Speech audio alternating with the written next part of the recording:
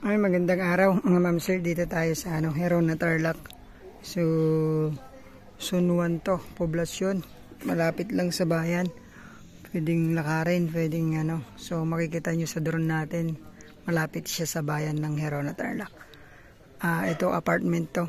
3 unit. Pahaba, tagda 2 kwarto. Baka gusto nyo pong ipagpatuloy ito. Business area, paupahan. So, corner lot siya. Ayan, corner lot. Ito po yung side ng bahay. Corner hanggang dun po. Mayroon pang doon. Sabi ni kuya, parang dirty kitchen. Pero tignan natin.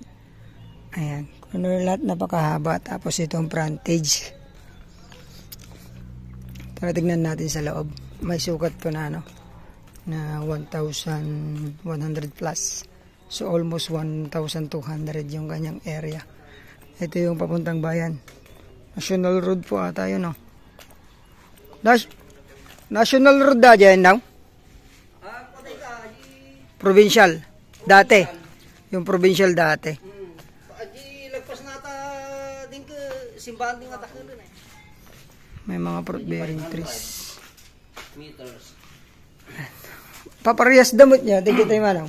Kahit that. Ate kanata, ate igid ka na igid. Parehas. Parehas si design na. Juting nga balay. Tabal.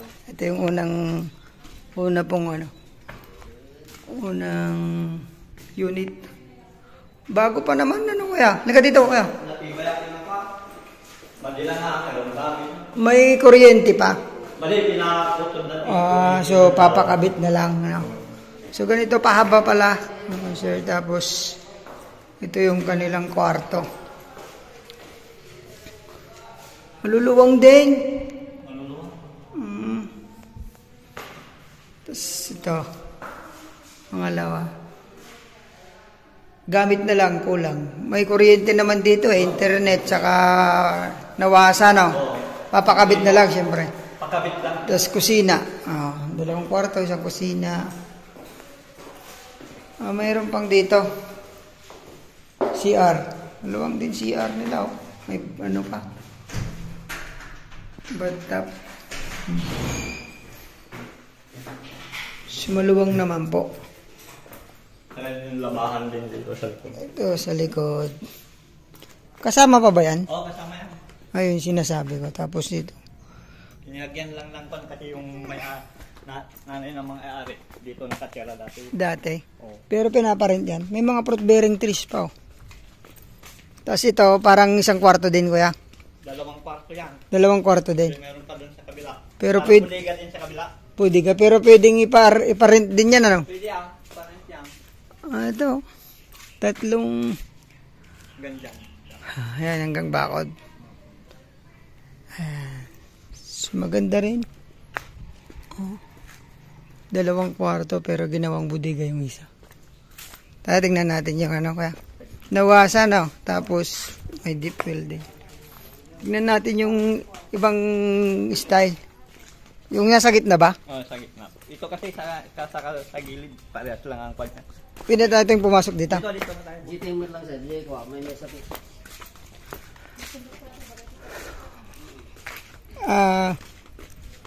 Pagbalbala MG likod tatanaw. Medyo awit. Awang nagkukat ko yun, nabigyan. Makapanalatig, daldalo. Ito po yung sa gitna. Parang parehas din ng bungad.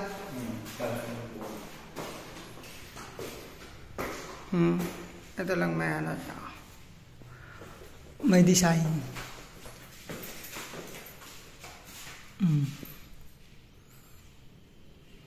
Pwede namang palagyan ng aircon,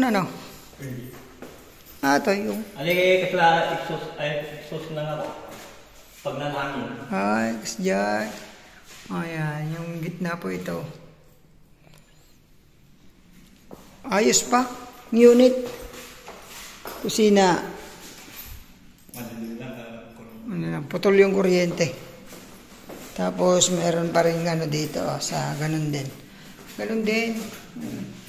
Style ng kanilang CR. Kompleto Hindi din. sa likod parehas na.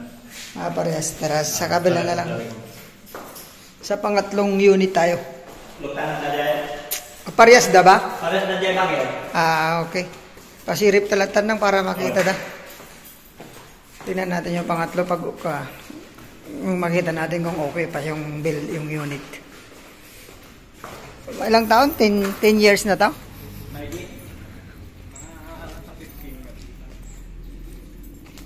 So, dito tayo parang pwedeng lakarin ng bayan, di ba? Lapit lang. Malapit lang, walking distance lang sa palengke. Ito po yung Yung mga taga dito kasi na nagmumotor na. Ito po yung pangatlo. Okay pa po, matibay pa. Tatagal pa to.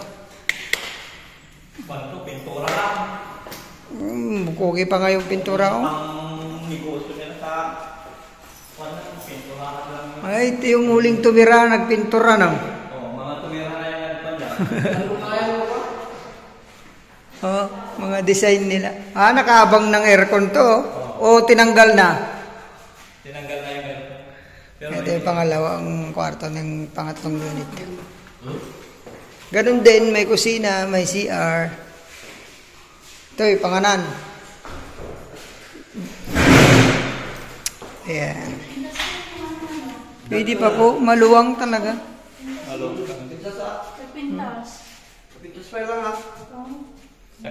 Ganun po, dito sa likod. Alawati area. Paglabas nyo dito sa likod, may paglaban. No? May mga fruit bearing sa likod.